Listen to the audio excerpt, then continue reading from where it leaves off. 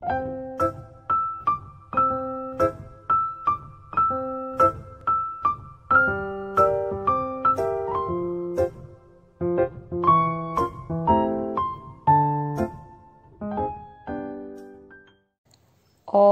Swastiastu. Om Mawigenamastu Namah Sidam. Halo anak-anak hebat, selamat pagi semuanya. Salam sehat untuk kita semua. Semoga anak-anak beserta keluarga di rumah selalu dalam keadaan sehat ya.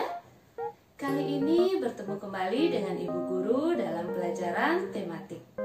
Nah, kita akan belajar pada tema 7 ya anak-anak, tentang benda, hewan, dan tanaman di sekitarku. Di sekitar kalian tentu banyak benda, hewan, begitu pula tumbuhan ya. Kita harus bisa merawatnya anak-anak, supaya bisa kita manfaatkan dengan baik. Contohnya saja, benda-benda di sekitar kalian.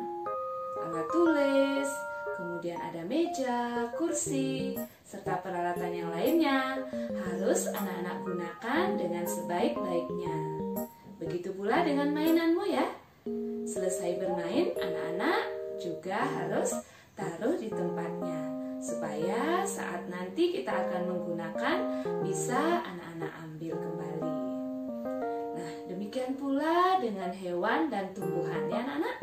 Punyakah kalian hewan dan tumbuhan? Nah, tentu saja punya ya. Hewan dan tumbuhan juga perlu kita rawat ya anak-anak, supaya dia bisa tumbuh dengan sehat. Nah anak-anak, kita akan belajar pada subtema 1, yakni benda hidup dan tak hidup di sekitarku. Dalam muatan bahasa Indonesia, kita akan belajar mengenal benda hidup dan tak hidup serta ciri-cirinya. Anak-anak, benda hidup atau makhluk hidup ada 3 jenisnya ya, yakni manusia, hewan, dan tumbuhan. Nah, mengapa manusia, hewan, dan tumbuhan disebut benda hidup atau makhluk hidup? Sekarang anak-anak perhatikan ciri-ciri dari benda hidup. Benda hidup bisa bernapas ya anak-anak. Dapat bergerak sendiri, ya seperti kita ya. Bisa kita bergerak. Kemudian hewan juga bisa bergerak dia ya anak-anak ya. Ada yang berjalan, berlari, melompat, berenang, dan ada juga yang terbang.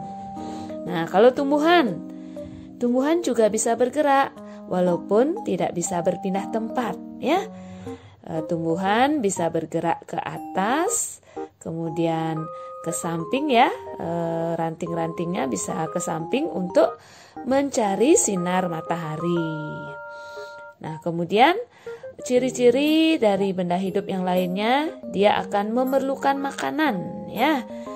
Benda hidup atau makhluk hidup itu memerlukan makanan. Kemudian bisa tumbuh tinggi, tumbuh lebih besar ya. Kemudian benda hidup juga bisa berkembang biak. Berkembang biak itu artinya menghasilkan keturunan ya. Nah, sekarang berbeda halnya dengan benda tidak hidup. Benda tak hidup itu tidak bisa bernapas ya anak-anak. Tidak dapat bergerak sendiri, tidak bisa tumbuh, dan tidak bisa berkembang biak. Nah, sekarang apa contoh-contoh dari benda tak hidup? Ya, banyak sekali anak-anak. Seperti buku, pensil, meja, kursi, lemari, dan lain-lain. Sekarang Ibu Guru mau bertanya dengan anak-anak. Apakah mobil dan pesawat termasuk benda hidup?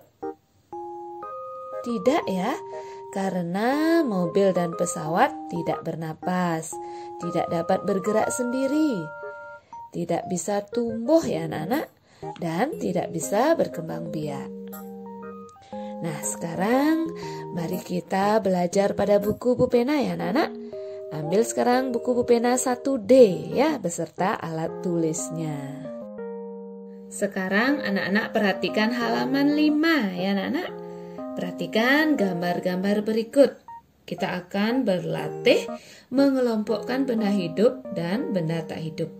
Nah, Ini gambar bendera, kucing, buku. Ya, nah, lanjut sekarang. Di halaman 6-nya. Tanaman, manusia, tas. Nah, dari sekian banyak gambar tadi, sekarang coba anak-anak kelompokkan yang termasuk benda hidup dalam gambar. Ada kucing tadi ya. Selain kucing, apa lagi anak-anak? Anak-anak bisa tulis di sini ya, yang termasuk benda hidup atau makhluk hidup. Kemudian beri alasannya. Kenapa dikatakan hidup? Karena bisa apa, perlu apa, ditulis di sini ya anak-anak.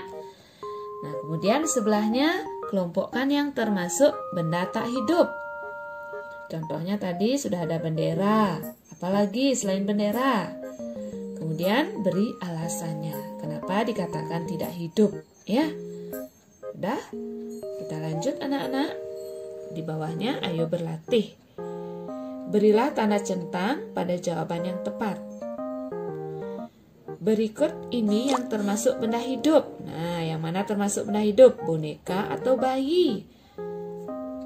Ya, bagus. Bayi yang termasuk benda hidup ya, disentang bayinya ya. Kemudian yang nomor 2, seperti itu juga ya. Anak-anak baca dulu, kemudian beri centang untuk jawaban yang tepat ya.